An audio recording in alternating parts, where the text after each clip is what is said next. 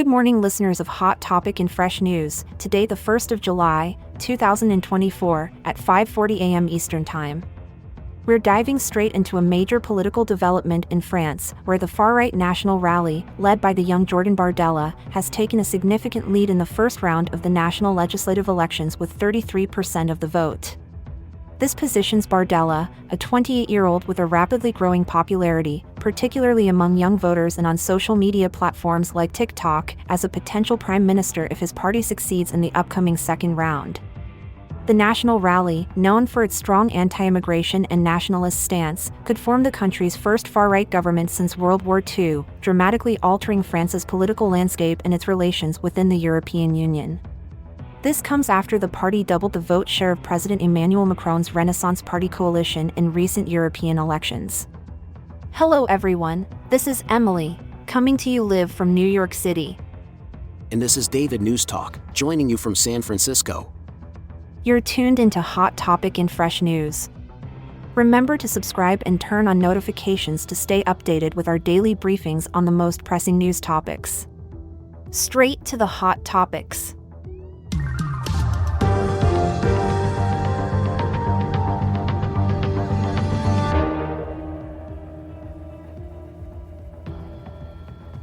What can you tell us about Jordan Bardella and his rise within the National Rally? Jordan Bardella, at just 28 years old, has swiftly ascended to the leadership of France's far-right National Rally. He first joined the party at 16 and has been a significant figure since Marine Le Pen took over from her father, Jean-Marie Le Pen. Bardella's background from the disadvantaged suburbs of Paris resonates with many young voters, evident from his 1.7 million followers on TikTok. How significant was the National Rally's performance in the recent European elections? Quite significant. The National Rally secured about 31.4% of the vote in the European elections, which is more than double the share of President Emmanuel Macron's Renaissance Party coalition. This victory was a clear indicator of the party's growing influence under Bardella's leadership. With the upcoming second round of voting, what are the implications if the National Rally expands its lead? If the National Rally does expand its lead and manages to form a government, we could see France's first far-right government since World War II. This would significantly impact both domestic policies and France's relationship with the European Union, especially considering the party's Eurosceptic and anti-immigration stances. There's talk about Macron's decision for a snap poll. How has that played out? President Macron's decision to dissolve parliament and call for an early election appears to have backfired. The move was a gamble after the surge of far-right parties in the European Parliament elections, but it seems to have only solidified the National Rally's position rather than curtailing it. Lastly, what are the public perceptions of Bardella? Public perception is divided. While Bardella's critics view him as merely a puppet for Marine Le Pen, his supporters admire his ascent from modest beginnings to the pinnacle of French politics. His story is seen as a beacon of inspiration for many, particularly younger voters. Could you expand on the strategic moves that Bardella has employed to increase his party's appeal? Certainly. Bardella's strategic use of social media has been pivotal. His presence on platforms like TikTok has allowed him to connect with a broader, younger audience. He's tuned into the pulse of the digital age, leveraging both his personal story and political ideas to engage with voters who might not be reached through traditional campaign methods. And what about his international stance? How does Bardella position himself in the global political arena? Bardella has maintained a strong Eurosceptic viewpoint, aligning with the broader far-right movement in Europe. He advocates for reduced influence of the European Union on French politics, which resonates with a significant section of the French populace who feel their sovereignty is being overshadowed by EU policies. Speaking of policies, just yesterday, I came across a fascinating article about the migratory patterns of monarch butterflies. Did you know they travel thousands of miles in a single migration cycle? That is interesting, but perhaps we should focus on the current political developments in France. My apologies. Got a bit carried away there. Let's get back to discussing the implications of the National Rally's potential success in the upcoming elections. Just a quick side note, folks, you are tuned into podcast_name, and if you're enjoying the content, don't forget to hit the like button and subscribe. It really helps us continue to create high-quality content for free. And don't forget to share it with your friends too. Remember, we live every day. Fantastic. Spot on, your likes really make a difference. Now, let's get back to the news. Can you provide us with a brief overview of the National Rally's origins and its historical context? The National Rally, originally called the National Front, was founded in 1972. It's known for its far-right, anti-immigration, and nationalist stances. Founded by Jean-Marie Le Pen, a controversial figure due to his Holocaust denial, the party has been trying to reshape its image, especially after his daughter Marine Le Pen took over leadership in 2011. How has Marine Le Pen attempted to change the party's image?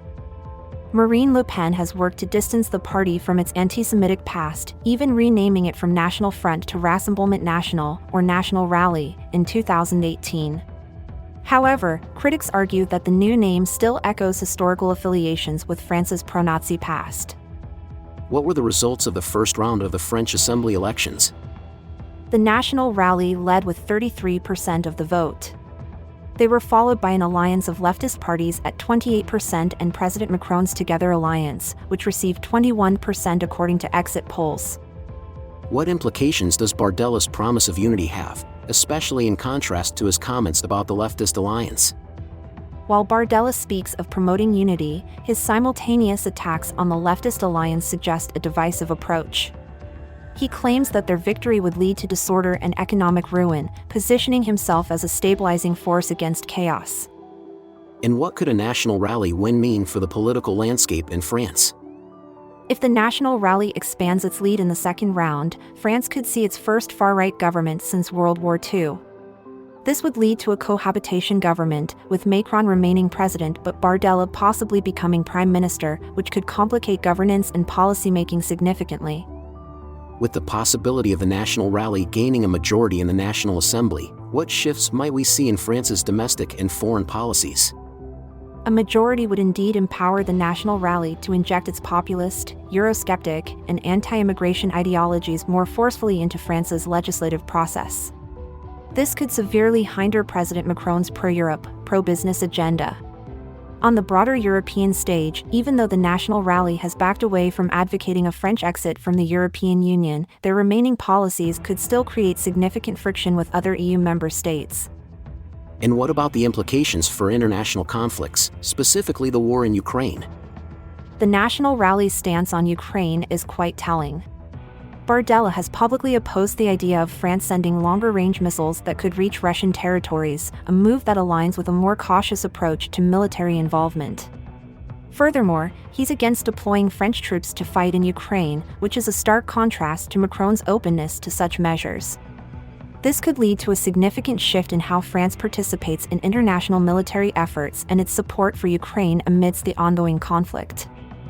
It sounds like the stakes are incredibly high for both France and the European Union. What should we be looking out for in the coming days? Definitely keep an eye on the public and political reactions within France and from other EU countries.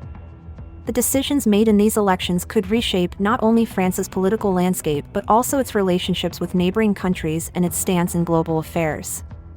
Thanks for tuning into Hot Topic and Fresh News today. We delved into the complex political shifts in France and the potential global implications.